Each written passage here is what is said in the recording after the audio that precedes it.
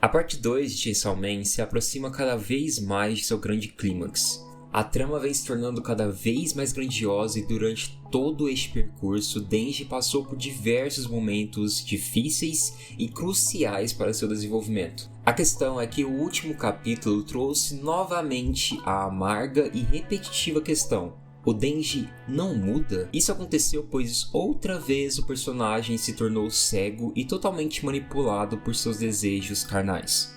Mas antes de falarmos o quanto que esse personagem é gado ou algo do tipo, já para pensar o porquê do personagem agir dessa forma? E melhor, será que realmente ele não mudou?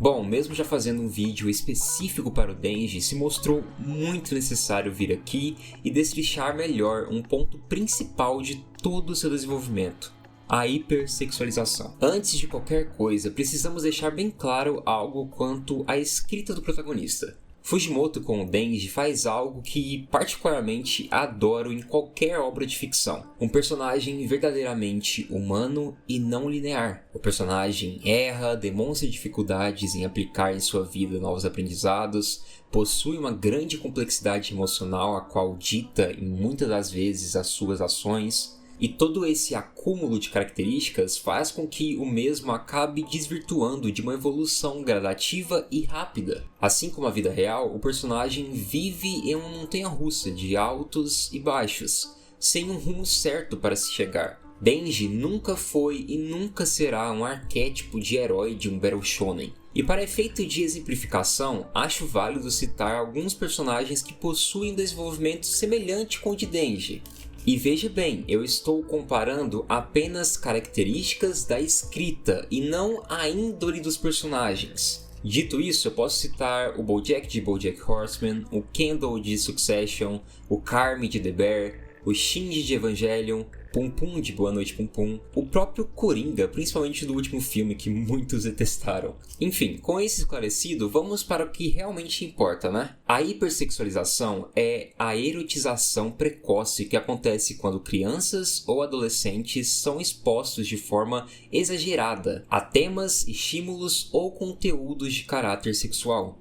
Isso pode ocorrer por meio da mídia, padrões de comportamento que valorizam excessivamente a sexualidade ou até mesmo algo mais extremo e mais desprezível como abuso. Todo esse processo pode atrapalhar o desenvolvimento natural, gerar confusão sobre a própria identidade, além de aumentar e muito os riscos de objetificação e exploração. E olha, sinto que só descrevendo esse conceito, muitos já entenderam aonde vamos chegar, né? Chainsaw Man sempre discutiu muito mesmo sobre afeto. Denji nunca teve uma estrutura tanto familiar quanto financeira, viveu no lixo, sendo obrigado a fazer o que fosse necessário para sobreviver. No fim, sempre foi uma pessoa invisível pela sociedade no grande geral. O mais irônico é perceber que aquele que mais trouxe humanidade e carinho para Denji foi um demônio, o Pochita. Justamente pela falta de apoio, de referências e experiências, o protagonista sonha em possuir o mínimo do mínimo. No fundo, apenas quer ter uma vida normal. Este é seu sonho. E quando se trata do afeto, reconhece a importância do Pochita como seu amigo, porém, também gostaria de conhecer o outro lado do amor.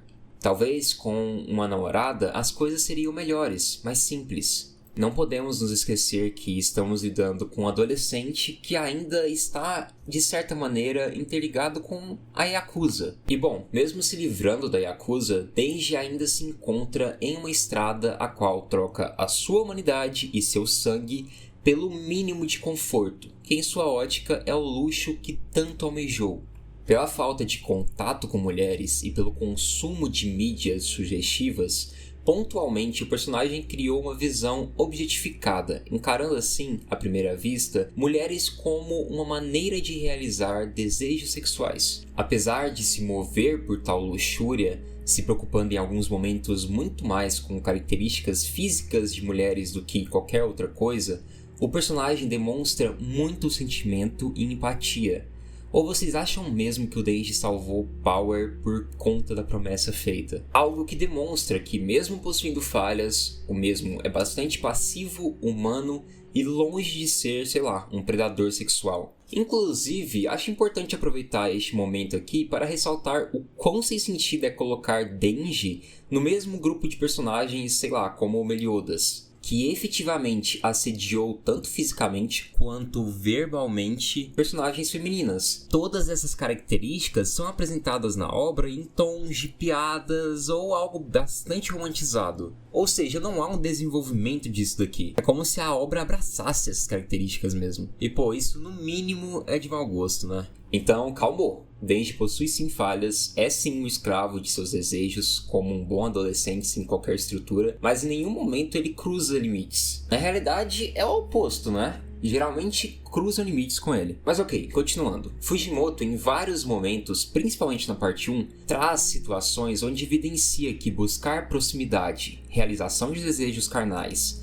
a partir de promessas como se fosse uma premiação, não é nada saudável e bastante vazio. E bom, Denji começa a entender isso. A questão é que a gente chega em uma das principais culpadas na hipersexualização do protagonista. E sim, estou falando da Makima. Makima demonstra o lado perverso, manipulador e controlador de um falso amor. De forma invasiva, utilizando de sua sedução, a adulta, de certa forma, assedia Denji, ao mesmo tempo que valida a sua busca por realização de desejos carnais. Ela sabe o quão fácil será controlar o garoto a partir disso, e em nenhum momento demonstra preocupação nas consequências de seus atos na vida dele. À primeira vista, Denji não encara toda essa sequência como algo ruim, uma reação bastante comum para quem sofre esse tipo de coisa. Porém, de nada muda o fato do quanto que esse ato foi nocivo para toda a sua vida. O ato, além de validar seus maiores sonhos em torno de assuntos eróticos, também incentiva a não reflexão como um mecanismo de defesa. Se estiver mal, com muita coisa difícil para se lidar,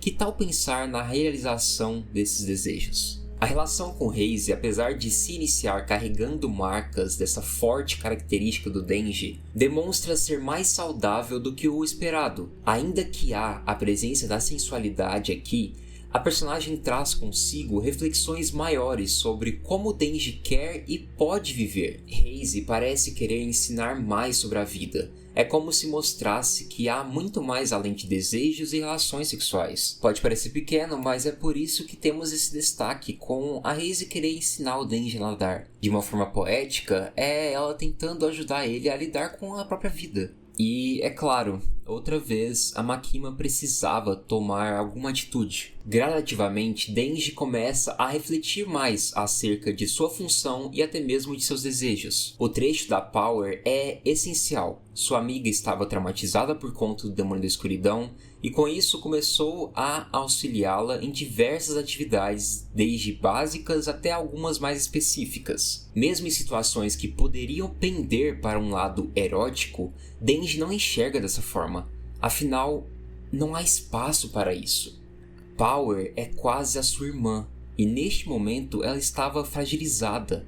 Outra vez é reforçado a ele um outro tipo de afeto, de que nada se relaciona segundo as intenções. É um momento chave onde mostra pra gente o quanto essa hipersexualização consumiu bastante da vida do rapaz, mas não ao ponto também de cruzar limites. E bom, toda essa passagem, todo esse afeto demonstrado por Power e Aki foram fundamentais para a criação de Nayuta. Denji encerra a parte 1 mais maturo e principalmente mais quebrado. Pela primeira vez experienciou perder tudo que havia conquistado. Entende que uma normalidade abrange momentos ruins, porém, isso não é o suficiente para superar o luto e também para acreditar que de fato merece ter uma vida feliz. Uma nova vida aparece em sua frente, novas responsabilidades, mas antigos problemas que constantemente são empurrados para debaixo do tapete e também antigas válvulas de escape que foram ensinadas. Quando se vê obrigado a encarar o seu verdadeiro eu, seus erros, traumas, medos, percebemos o quanto Denji os negligenciou e como seu mecanismo de defesa continua sendo a busca por seus desejos carnais. Tudo fica ainda mais evidente quando o garoto perde outra vez toda a sua base, todo o seu mundo, e sim, estou falando de Nayuta. Denji precisa acreditar que ela ainda está viva, que suas decisões não a mataram. Contudo, independente de toda sua melancolia, ainda se mostra incapaz de recusar a proposta de ir até um local próprio para extravasar toda a sua futilidade e luxúria. E sim, é foda, eu não posso falar essa palavra aqui, tá bom? O mais interessante de toda essa cena é percebermos que o personagem reproduz gestos antes demonstrados pela Makima, ressaltando assim outra vez como ela ainda impacta em sua vida. A decisão de ir até o Soulpland mostra como um estopim necessário para Denji finalmente refletir mais acerca disso. Triste e até mesmo desesperado, ele ressalta o quanto é um escravo de seus desejos carnais e como, mesmo sofrendo, parece nunca ser capaz de se desvincular disso. Denji, mais do que qualquer um que está acompanhando essa história, gostaria de fazer diferente, mas parece ser impossível. E para piorar, o desabafo, a nova reflexão, é ofuscada por uma nova agressão, um novo abuso. O demônio da guerra se apropria do corpo e do sentimento da Asa para forçadamente estimular o Denji. O capítulo inteiro é bastante desconfortável e trágico. E é claro que após o ocorrido, Denji ficaria muito confuso. Não sabe ao certo o que acabou de acontecer e principalmente como se sentir. Uma reação plausível, considerando a dimensão do ato e como a sexualidade foi introduzida na vida do rapaz. Toda essa situação é bastante depressiva. Todo o lamento e desespero de Denji fora ignorado. O que tanto reclamou foi utilizado outra vez contra si mesmo. E porra, não ter ninguém para auxiliar neste momento é muito triste. A partir do confronto da realidade, Denji alcança o fundo do poço. Desiste de continuar vivendo. Graças ao poder de Pochita, o garoto revive momentos bons, próximo de pessoas que um dia amou, compreendendo que, mesmo com a existência de seus traumas, do luto, ainda havia espaço para a positividade. Denji aceita que é um merda e que talvez nunca conseguirá mudar. Nunca deixará de ser um escravo de seus desejos. Todavia, entende que a vida ainda pode ser divertida e boa. Ainda poderá comer diferentes comidas, ainda poderá ter novos relacionamentos amorosos, assim como familiares. É uma maneira triste de tentar revidar com tamanho sofrimento, mas ao mesmo tempo conseguiu continuar se movendo.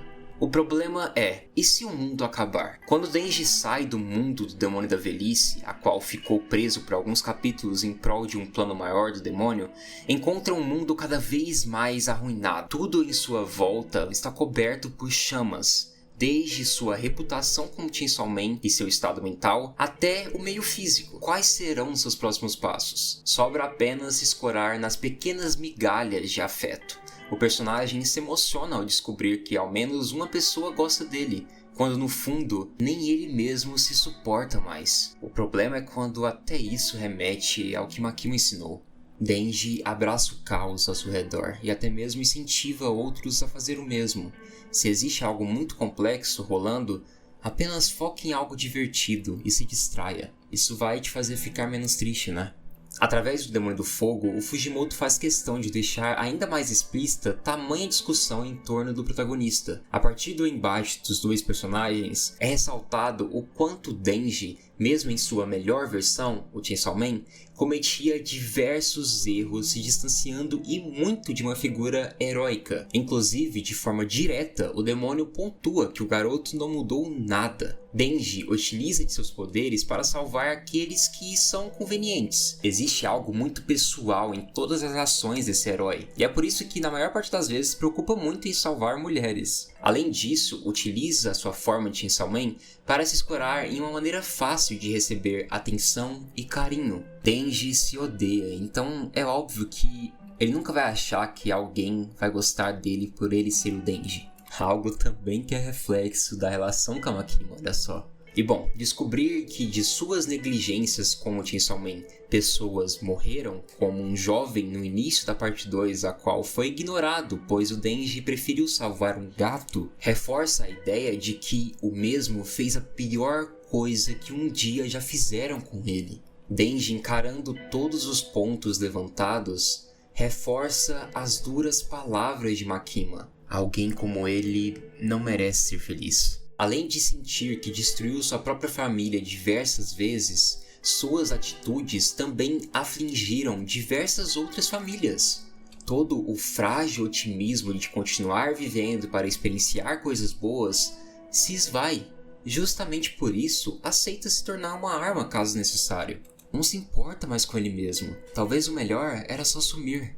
Já não há mais forças para reagir e, infelizmente, o personagem abraça o seu mecanismo de defesa. Algo bastante tóxico que foi bastante incentivado também. O mundo está prestes a encarar o seu fim, grandes planos estão sendo articulados, mas mesmo assim não consegue desviar sua atenção quanto às suas vontades carnais. Quando a morte tenta provar que de fato é um demônio, mostrando o bizarro detalhe de sua barriga, Denji, a partir de sua visão deturpada, objetifica o ser focando apenas em suas partes íntimas, ignorando a macabra característica. É interessante perceber que essa atitude do Denji reflete também a reação que algumas pessoas tiveram quando a morte mostrou essa bizarrice. Que sim, preferiram focar no fato dela usar calcinha do que nessa barriga bizarra aqui. Mas enfim, as coisas só pioram e se tornam ainda mais interessantes quando temos este último capítulo. O capítulo 212. Nele percebemos que Denji outra vez está prestes a comprar um lado movido apenas pelos seus desejos. Inclusive, ele sequer ouviu os planos que ele concordou de seguir. Brilhantemente, o autor, em todo este trecho aqui,